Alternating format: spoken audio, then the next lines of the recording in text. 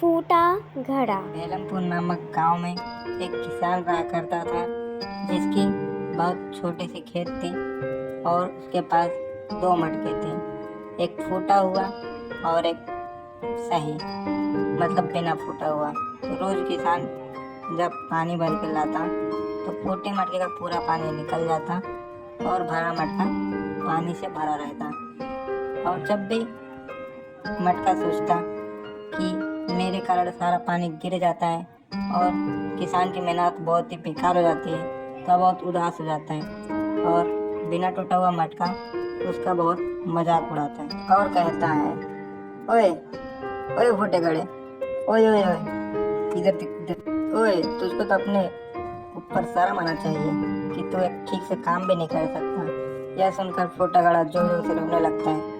तभी किसान बाजू की खिड़की से खड़ा ये सब देखता रहता है। फिर किसान दोनों मटकों के पास आता है और उन्हें बहुत ही समझाने लगते हैं कि देखो, ये भी मेरे बहुत काम आता है और मुझे इस फूटे हुए घड़े पे बहुत नाज है कि ये फूटा घड़ा मेरे पास ही है और मैं कभी भी किसी को भी गलत नहीं मानता। फिर वो फूटे घड़े को हाथ में लेकर बहुत प्यार से बोलता है फूटे घड़े, तुम टेंशन मत लो, तुम मेरे लिए हमेशा खास थे। तो फूटा घड़ा पूछते कैसे? फिर वो बताता है, जब मैं पानी लेके आता हूँ तो तुम में से कुछ पानी रास्ते के पौधे पे पड़ता है और उससे वह बहुत ही हरियाली होता है और बड़ा होकर वो फूल बन जाता है।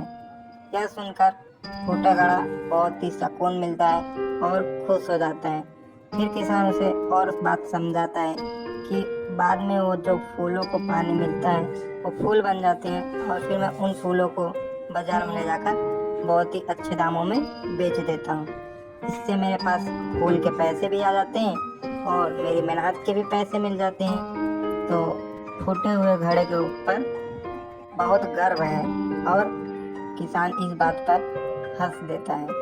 फिर किसान कहता है कि अपने लाइफ में कभी भी किसी का मजाक, उसके रूप रंग कभी भी नहीं उड़ाना चाहिए, क्योंकि कोई भी चीज़ या कोई भी इंसान या कुछ भी दुनिया में कुछ मकसद के लिए आया होता है। जैसा कि इस कहानी में फूटे घड़े का भी एक मकसद था कि वो भी कुछ कर सकता है। तो उसी हिसाब से कभी भी किसी का मजाक नहीं उड़ाना चाहिए, बल्कि सबको प्रोत्साहन करनी चाहिए, उनके अंदर की क्षमता और भावनाओं को बाहर निकालना चाहिए।